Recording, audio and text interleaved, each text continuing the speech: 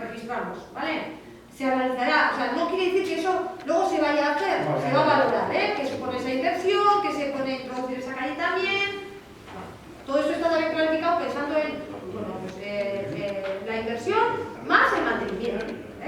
Entonces, bueno, hay que ir valorando. ¿Vale? Yo tengo la pregunta, en las poblaciones que se han puesto la otra, ¿qué se ha conseguido? Aparte de recaudar dinero, ha bajado el CO2,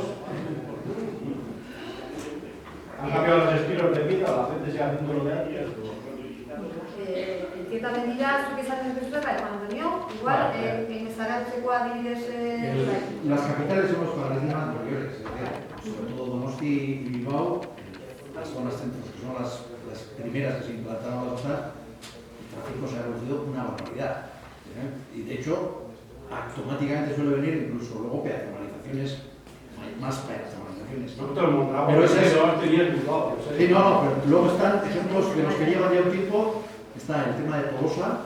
Tolosa pues, era un caos de tráfico en la zona centro y ahora, por lo que nos llega, por lo menos, es que está bien localizado y funciona.